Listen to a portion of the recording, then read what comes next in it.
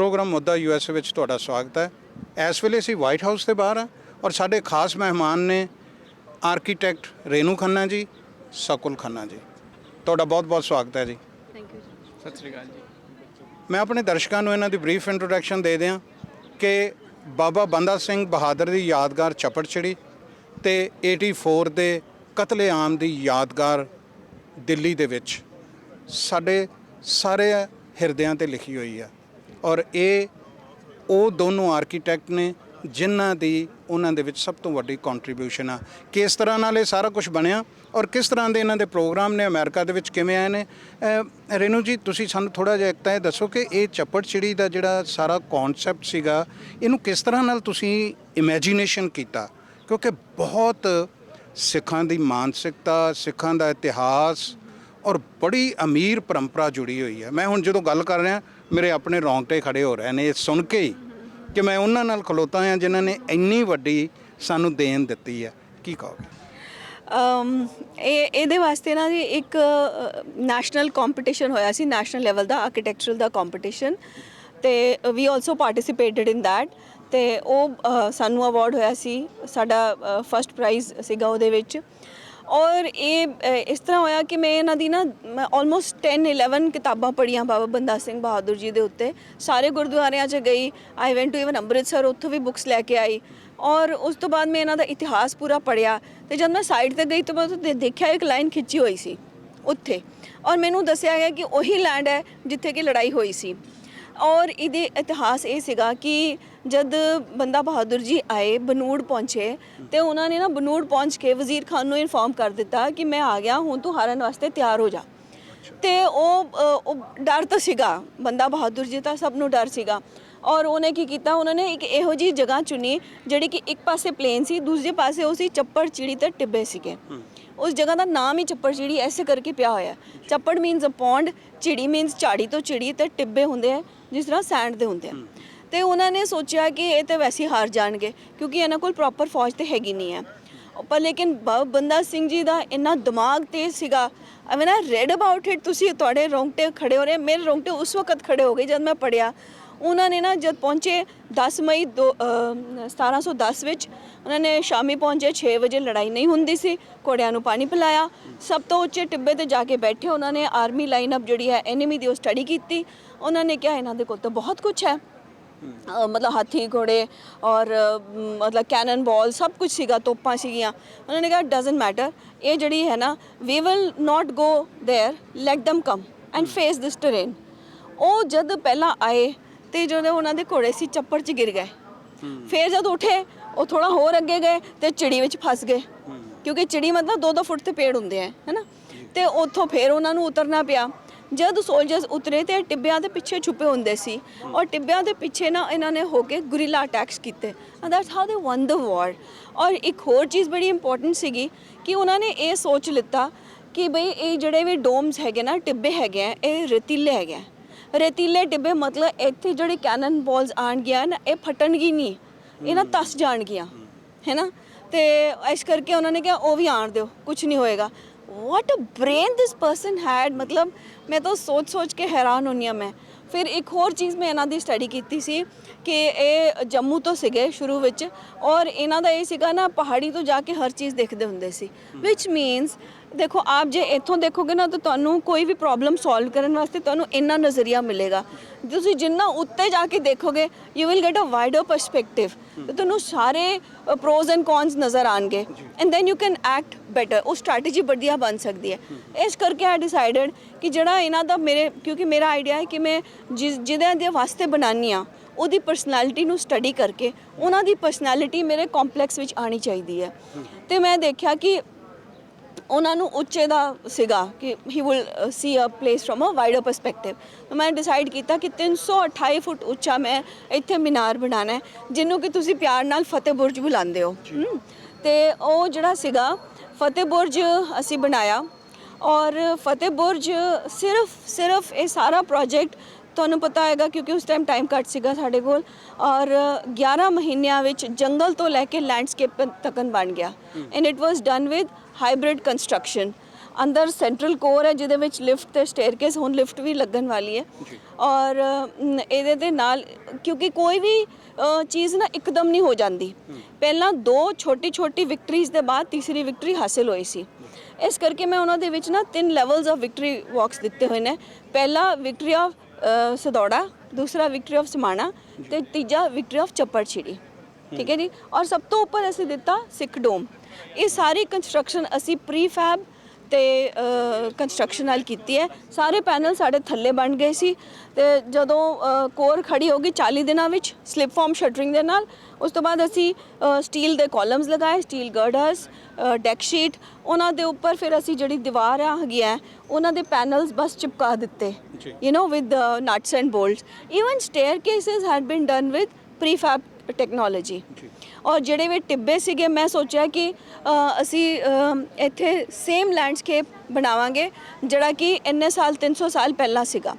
ਉਸ ਕਰਕੇ ਮੈਂ ਕੀ ਕੀਤਾ, ਚੱਪੜ ਚਿੜੀ ਤੇ ਟਿੱਬੇ ਦੀ ਲੈਂਡਸਕੇਪ ਨੂੰ ਰਿਪਲੀਕੇਟ ਕੀਤਾ, ਰੀਕ੍ਰੀਏਟ ਕੀਤਾ, ਤਾਂ ਕਿ ਜੇ ਮੈਂ ਬਿਲਡਿੰਗ ਬਣਾਵਾਂਗੀ ਨਾਰਮਲ ਬਿਲਡਿੰਗ, ਉੱਥੇ ਲੋਕੀ ਆਣਗੇ ਪੜ੍ਹਨਗੇ ਤੇ ਚਲੇ ਜਾਣਗੇ, ਕੀ ਫਾਇਦਾ।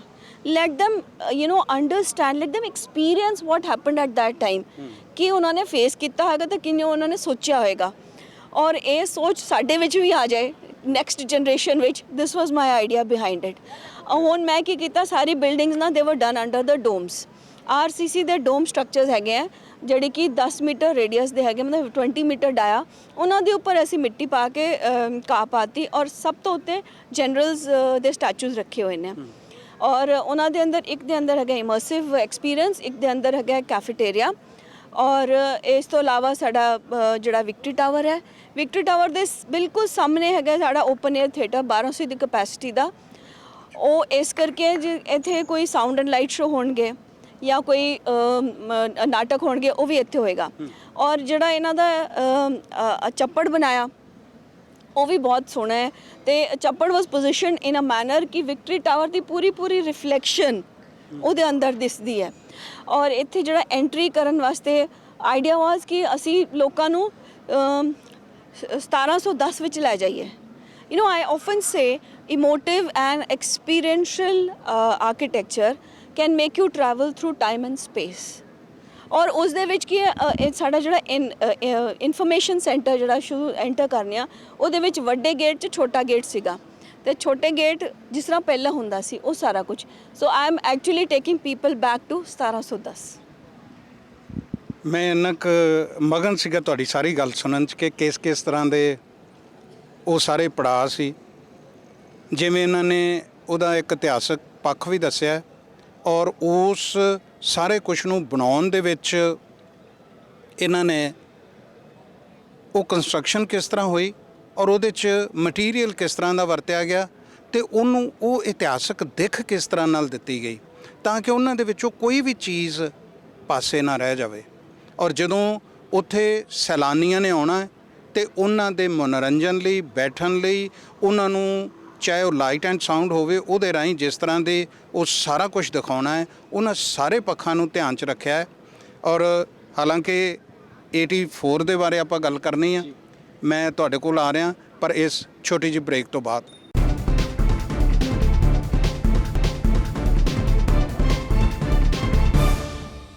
ਬ੍ਰੇਕ ਤੋਂ ਬਾਅਦ ਤੁਹਾਡਾ ਸਵਾਗਤ ਹੈ। ਸਾਡੀ ਗੱਲਬਾਤ ਚੱਲ ਰਹੀ ਆ ਸਿੱਖ ਇਤਿਹਾਸ ਦੇ ਉਹ ਪੰਨੇ ਜਿਨ੍ਹਾਂ ਨੂੰ ਅਸੀਂ ਬਾਰ-ਬਾਰ ਸੋਚਦੇ ਹਾਂ ਤੇ ਸਾਡੇ ਮਨ ਦੇ ਵਿੱਚ ਜਿੱਥੇ ਸਤਿਕਾਰ ਆਉਂਦਾ ਹੈ ਉੱਥੇ ਕਿਤੇ ਨਾ ਕਿਤੇ ਸਾਨੂੰ ਇਹ ਵੀ ਮਹਿਸੂਸ ਹੁੰਦਾ ਹੈ ਕਿ ਅਸੀਂ ਉਹਨਾਂ ਥਾਵਾਂ ਨੂੰ ਜਾ ਕੇ ਬਾਰ-ਬਾਰ ਵੇਖੀਏ। 84 ਸਾਡੇ ਉਹ ਜ਼ਖਮ ਨੇ ਜਿਨ੍ਹਾਂ ਨੂੰ ਜਿੰਨਾ ਵੀ ਅਸੀਂ ਦੇਖਦੇ ਹਾਂ ਉਹਨਾਂ ਦੀ ਜਦੋਂ ਯਾਦ ਤਾਜ਼ਾ ਹੁੰਦੀ ਹੈ ਤੇ ਉਹ ਕਈ ਤਰ੍ਹਾਂ ਦੇ ਸਵਾਲ ਖੜੇ ਕਰਦੀ ਹੈ।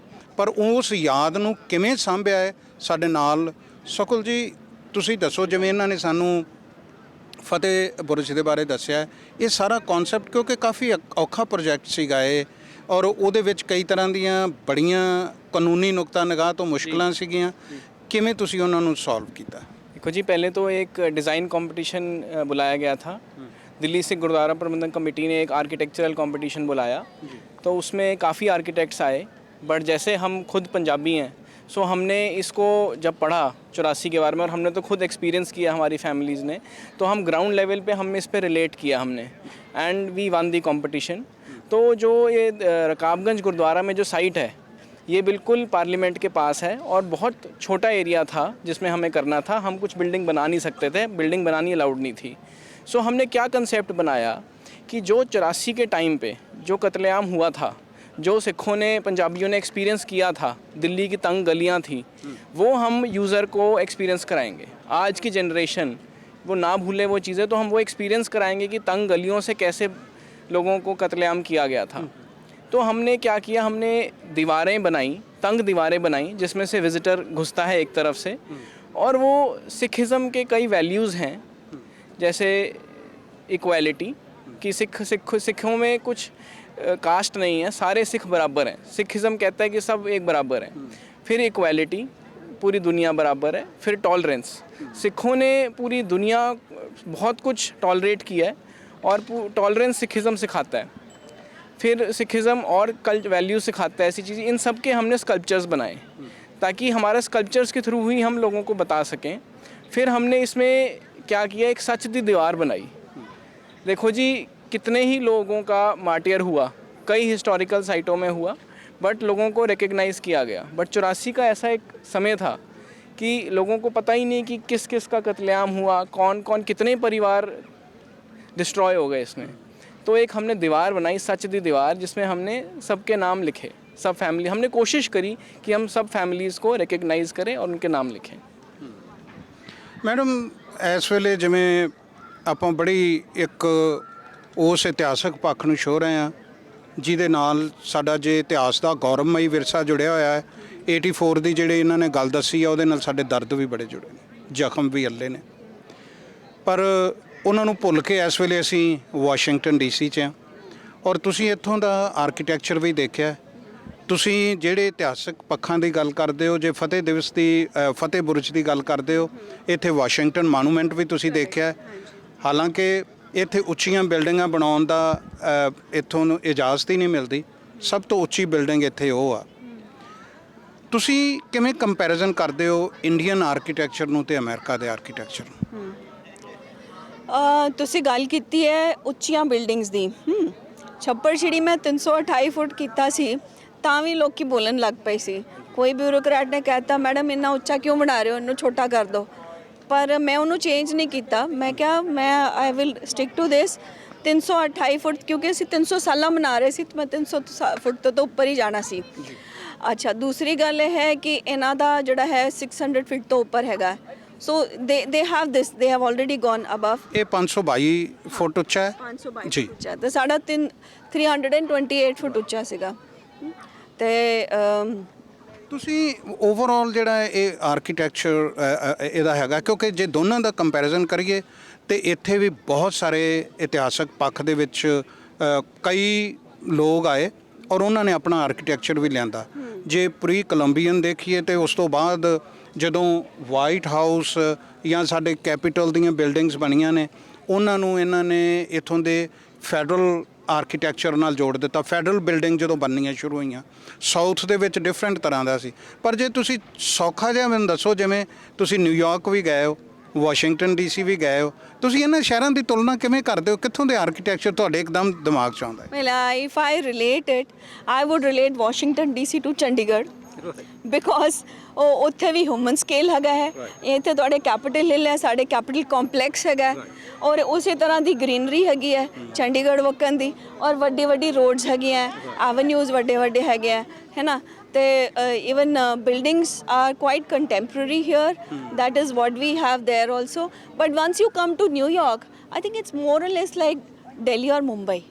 ਮੁੰਬਈ ਵਿੱਚ ਵੀ ਹਾਈ ਰਾਈਜ਼ ਬਿਲਡਿੰਗਸ ਹੈਗੀਆਂ, ਇੱਥੇ ਵੀ ਹਾਈ ਰਾਈਜ਼, ਨਿਊਯਾਰਕ ਵਿੱਚ ਵੀ ਹਾਈ ਰਾਈਜ਼ ਹੈਗੀਆਂ। So that is not to human scale, ਔਰ I think this I like much better.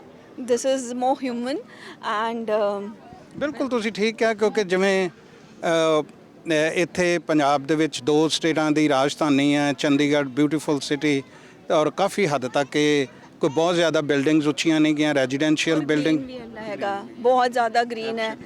Absolute ਇੱਕ ਫੈਡਰਲ ਕਲਚਰ ਜਿਵੇਂ ਤੁਸੀਂ ਕਿਹਾ ਕਿ ਫੈਡਰਲ ਹੈਗਾ, ਤੇ ਫੈਡਰਲ ਕਲਚਰ ਇੱਕ ਹੈਗਾ ਚੀਜ਼ ਜੋ ਸਾਰੀ ਬਿਲਡਿੰਗਾਂ ਨੂੰ ਯੂਨਾਈਟ ਕਰਦੀ ਹੈ।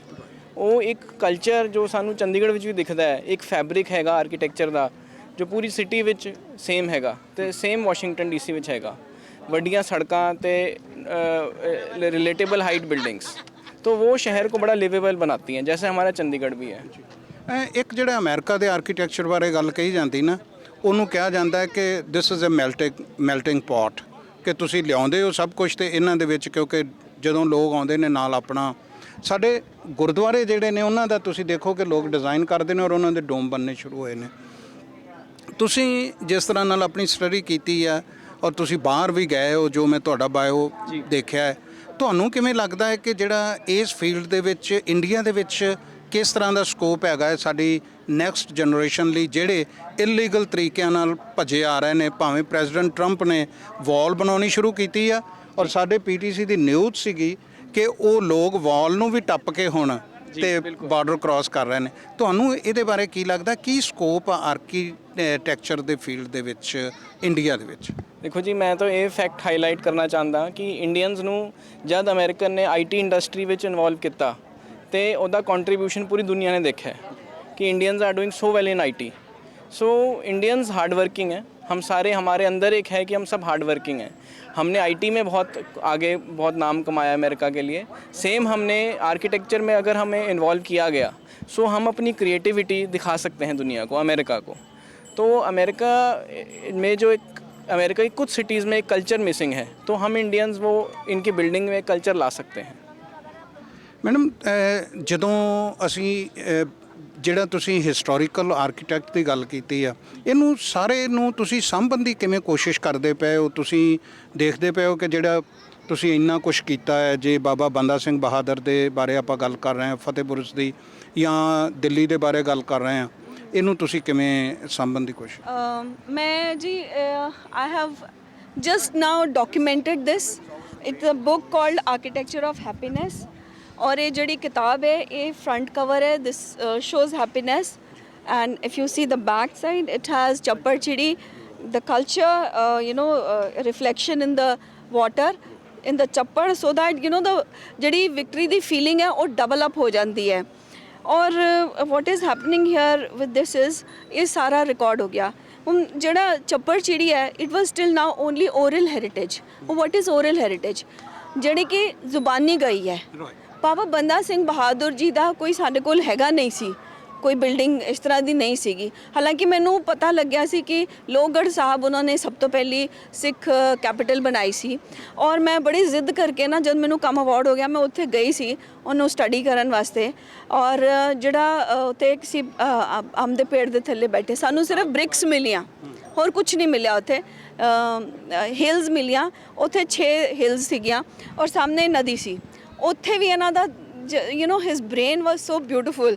ਤਾਂ ਹੀ ਥੋਟ ਕਿ ਜਦ ਐਨੀਮੀ ਆਣਗੇ ਤੇ ਉਹ ਸਾਹਮਣੇ ਤੋਂ ਪਹਿਲੇ ਤਾਂ ਸਿਰਫ ਦੇਰ ਇਜ਼ ਅ ਰਿਵਰ, ਉਸ ਤੋਂ ਬਾਅਦ ਕਿੱਥੇ ਵੀ ਚਲੇ ਜਾਣਗੇ, ਕਿਸੇ ਵੀ ਪਹਾੜੀ, ਟਕਸਾਲ ਦੀ ਪਹਾੜੀ ਤੇ ਜੋਤੀ ਦੀ ਪਹਾੜੀ, ਉਸ ਤਰ੍ਹਾਂ ਸੀਗਾ। ਸੋ ਤੁਸੀਂ ਇਹ ਸਾਰੇ ਕੁਝ ਨੂੰ ਕਿਤਾਬ ਦੇ ਰਾਹੀਂ ਸਾਂਭਣ ਦਾ ਵੀ ਯਤਨ ਕੀਤਾ ਹੈ, ਸਭ ਕੁਝ ਨੂੰ ਕਿਤਾਬ ਦੇ ਰਾਹੀਂ ਸਾਂਭਣ ਦਾ ਵੀ ਯਤਨ ਕੀਤਾ, ਔਰ ਅੱਗੇ ਇਹਨੂੰ ਕਿਸੇ ਡਿਜੀਟਲ ਰੂਪ ਦੇ ਵਿੱਚ ਵੀ ਸਾਂਭਣ ਦਾ।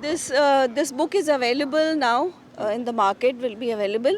और इस तो बाद मैं ये Amazon ਤੇ ਵੀ ਆ ਜਾਏਗੀ I think within a week's time।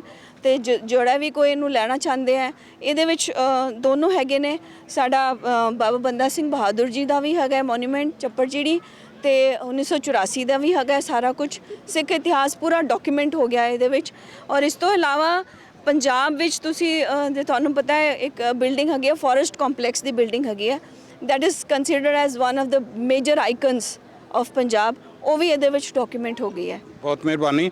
ਤੁਹਾਨੂੰ ਆਖਰੀ ਮੈਂ ਤੁਹਾਡੇ ਨਾਲ ਚਾਹੁੰਦਾ ਹਾਂ ਕਿ ਪਿਛਲੇ ਸਮੇਂ ਦੇ ਵਿੱਚ ਚਾਹੇ ਸਾਡੇ ਰਾਜਨੀਤਿਕ ਵਖੇਵੇਂ ਜੋ ਮਰਜ਼ੀ ਹੋਣ, ਪਰ ਪਿਛਲੇ 10 ਸਾਲਾਂ ਦੇ ਵਿੱਚ ਜਿਹੜੀ ਅਕਾਲੀ ਬੀਜੇਪੀ ਗਵਰਨਮੈਂਟ ਰਹੀ ਆ, ਉਹਨਾਂ ਨੇ ਇਹਨਾਂ ਚੀਜ਼ਾਂ ਨੂੰ ਕਾਫੀ ਹੱਦ ਤੱਕ ਸਾਂਭਣ ਦਾ ਉਪਰਾਲਾ ਕੀਤਾ ਹੈ, ਜਿਹਦੇ ਵਿੱਚ ਜੇ ਇਹਨਾਂ ਆਪਾਂ ਇਤਿਹਾਸਕ ਥਾਵਾਂ ਦੀ ਗੱਲ ਕੀਤੀ ਹੈ, ਚਾਹੇ ਉਹ ਦਿੱਲੀ ਸ਼੍ਰੋਮਣੀ ਗੁਰਦੁਆਰਾ ਪ੍ਰਬੰਧਕ ਕਮੇਟੀ ਨੇ ਬਣਾਈ ਹੋਵੇ, ਪਰ ਦਰਬਾਰ ਸਾਹਿਬ ਦਾ ਚੌਗਿਰਦਾ ਜਿਹੜਾ ਬਣਾਇਆ ਗਿਆ, ਜਾਂ ਕੁਝ ਹੋਰ ਜਿਹੜੇ ਜੰਗੀ ਸ਼ਹੀਦਾਂ ਦੀਆਂ ਯਾਦਗਾਰਾਂ ਬਣਾਈਆਂ ਗਈਆਂ ਨੇ ਅੰਮ੍ਰਿਤਸਰ ਜਾਂ ਕਰਤਾਰਪੁਰ ਸਾਹਿਬ, ਉਹਨਾਂ ਨੂੰ ਤੁਸੀਂ ਕਿਵੇਂ ਦੇਖਦੇ ਹੋ? देखो जी अकाली सरकार ते बीजेपी सरकार ने चाहे भावें जो मर्जी फ्रंट हो, भावें इंफ्रास्ट्रक्चर हो, रोड्स हो, फैक्ट्रीज़ हो, ते भावें मेमोरीअल्स हो, खास ध्यान देता है कि सब कुछ वधिया बने। करतारपुर मेमोरीअल भी बहुत अच्छा बना है और अमृतसर भी बहुत अच्छा बना है ते साडा जंग आज़ादी ये भी बहुत सुंदर बने हैं। तो मतलब अकाली बीजेपी गवर्नमेंट ने बहुत काम किया है और कल्चर को काफ़ी रिलेट किया अकाली बीजेपी गवर्नमेंट ने, क्योंकि सिख वैल्यूज़ पे उन्होंने सारा काम किया है। और जो दरबार साहब में तो अब इतना सुंदर कॉम्प्लेक्स बन गया है, अनइमेजिनेबली इतना वो ब्यूटीफुल है।